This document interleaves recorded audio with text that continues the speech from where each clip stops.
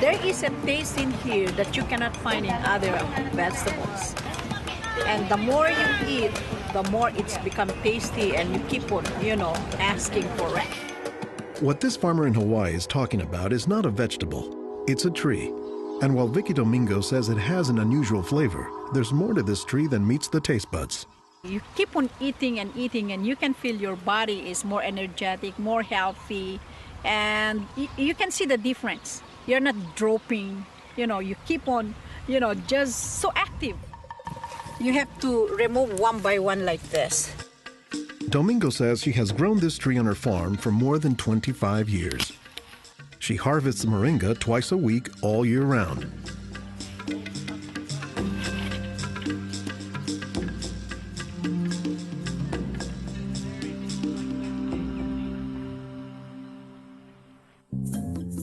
Every week, Domingo sends 1,000 pounds of moringa to the mainland. The rest of it ends up here at a Honolulu farmer's market, where most of her customers have eaten it their entire lives.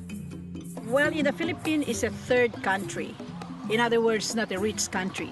We cannot afford to go to the doctor for medicinal purposes. So we use this in our daily lives so we can have more energy, more vitamins to supplement our daily nutrition in our body. The tree is called moringa, or as the Filipinos call it, marunggay. An awful lot of cultures have one or more plants that are kind of markers that people think of themselves when they think of that plant. Dr. Will McClatchy is an ethnobotanist at the University of Hawaii. He studies the ways that humans interact with plants. If you drive around Honolulu here, you'll see a lot of houses have at least one marunggay in the yard, maybe a little forest of them, and that's a pretty good indicator that there's a Filipino family there. Jokingly, we say it our Filipino banner, which is our Filipino flag. Once you see this, that means, Filipino stays there. Domingo says there are many nutritional and medicinal uses for moringa. All parts of the tree are usable, from the roots to the stem, to the leaves, to the flowers, and to the pod. The roots, you can use that as a tea. And then the trunk, you can scrape it, squeeze it, get the juice, put in your cut skin, and your skin will heal. Some of this may be folktale, but some cultures have used moringa as a medicinal plant for thousands of years. McClatchy says moringa is worthy of its reputation as a tree with unusual nutritional properties. Thank you. Moringa is one of these trees that is a multi-purpose plant that fulfills such a high percentage of kind of basic needs that when people get used to using it, they really can't see what it's like to live without it. And many cultures don't. Today, moringa is used as a remedy and, in essence, a multivitamin in many of the world's warmest regions. Moringa is used widely in Africa and South Asia, and it's been introduced into South America and Central America, where it's also being used. So, this is not just a plant of a single community. We were just talking this morning with one of the owners of this plantation, and he was telling me how the last time he was here, he had a handful of moringa leaves and that he worked all morning on it and felt great. Dr. Mark Olson is a botanist and a leading expert on moringa.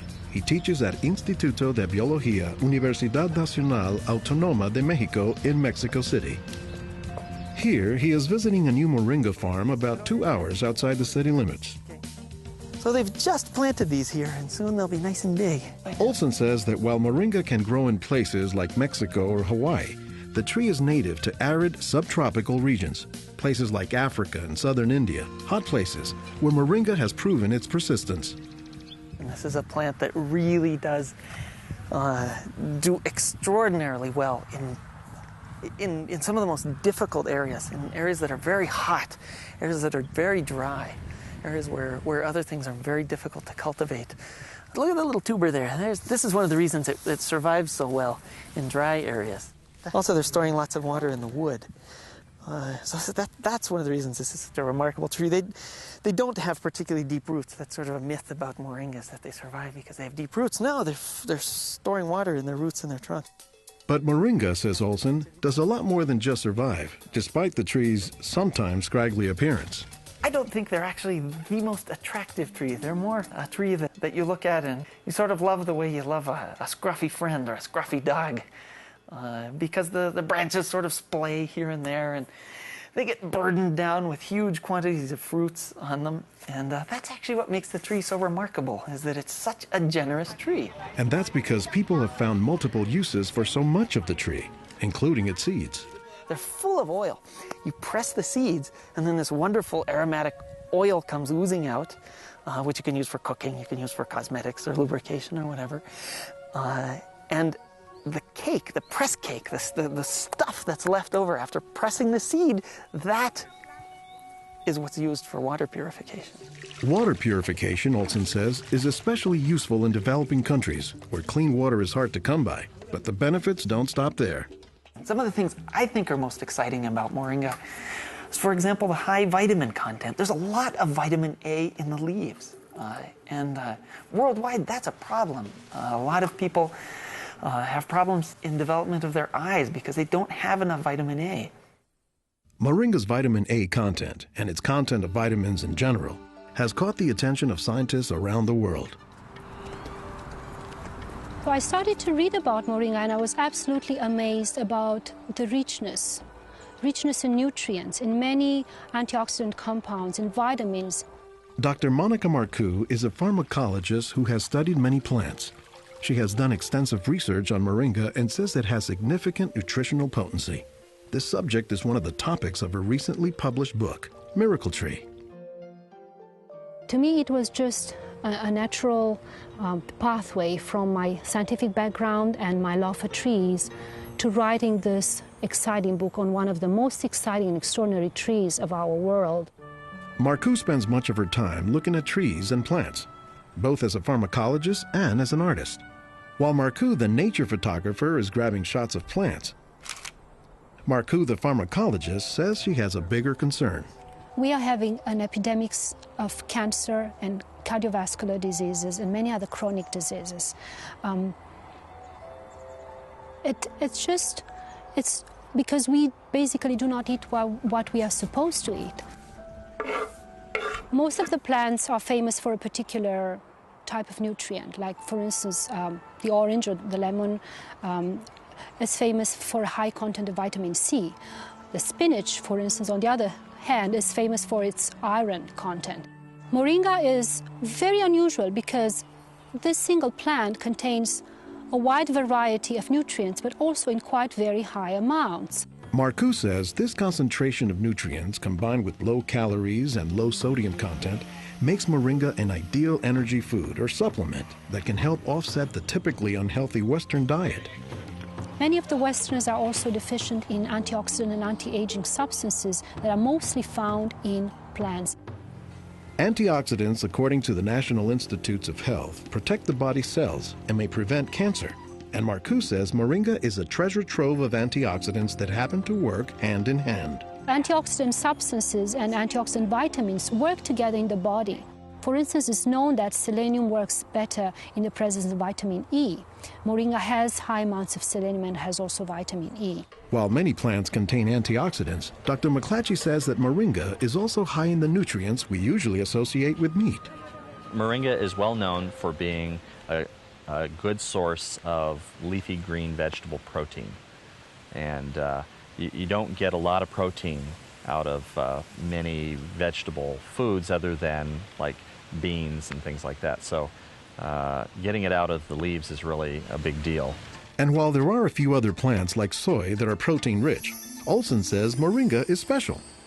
I have a lot of food allergies. I'm allergic to wheat, I'm allergic to eggs. Soy tends to be a fairly highly allergenic food. It causes allergies easily in many people.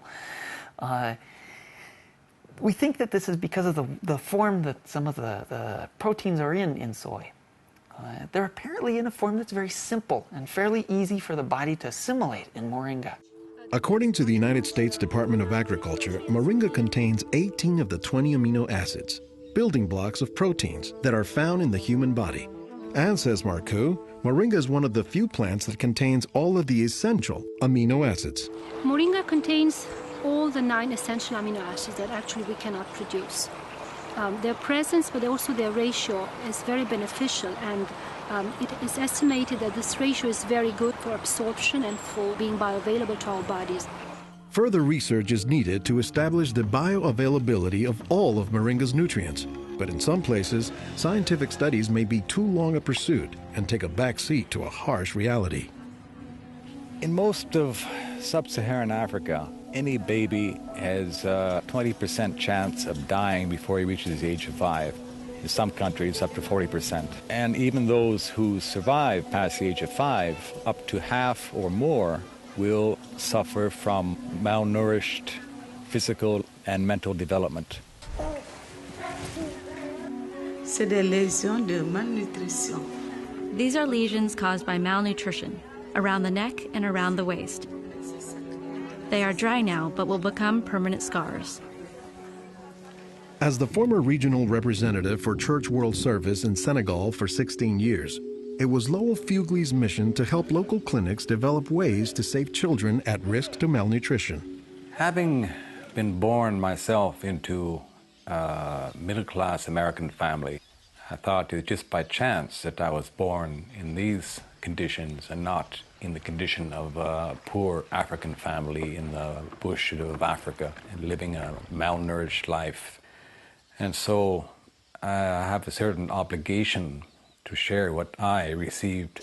In his quest to combat malnutrition, Fugley came across moringa in the late 1990s. It contains more vitamins and minerals in various combinations than you find in any other possible vegetable. And I thought to myself, if this source of nutrition could be made available at the village level, then this could be a very effective tool in preventing malnutrition.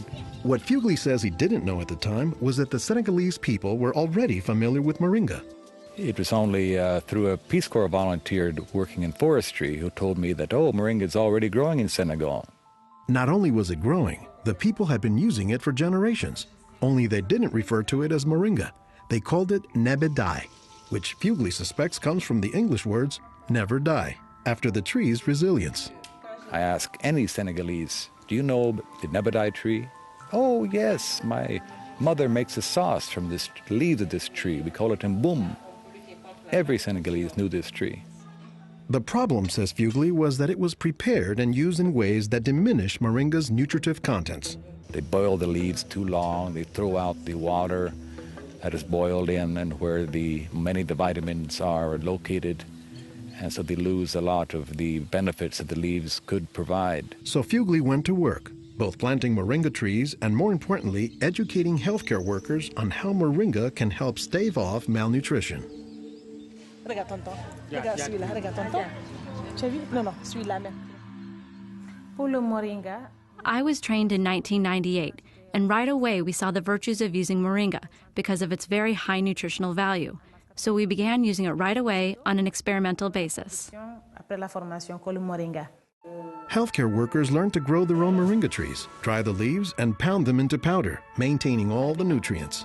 Nursing mothers were taught to add a spoonful of moringa to their food morning, day, and night to increase their milk production. They were also told to add moringa to all of their family's meals. When we introduced this tree in Senegal, or uses of the tree and different ways of using it, the reactions of the people there was that, well, this is our tree.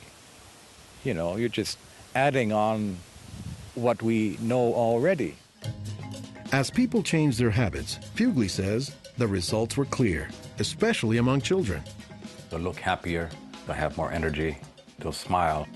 When they came to the clinic, limp, eyes drooping, no energy, and within 3 weeks, you see them bigger, healthier, and smiling.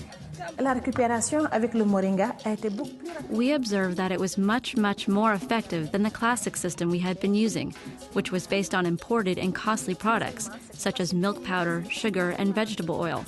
With moringa, people can go into town and find it themselves. Et on l'a, même des fois sans un sou. Moringa is still being used, it's still being promoted, it's still being very valued, even without our input from the outside. Moringa, it doesn't die, it can continue on its own. So you have to eat the moringa on a daily basis. And all their grandkids are eating it every now and then, even my own children, and they are already professionals, and yet they come home and eat it. And while moringa is mostly considered an ethnic food, the trend, says McClatchy, is that more nutritious plants, like moringa, are finding their way into the mainstream. Our diets are pretty bad, although they are improving. But one of the reasons they're improving is because we're starting to adopt more and more of these kinds of plants. I've been in villages where the only trees that survive and grow well are Moringa Oleifera, which is really amazing when you consider how many useful things the tree provides. Moringa it comes very close to being a perfect source of nutrients in terms of variety and concentration. So that is, I think, very unique about this moringa tree.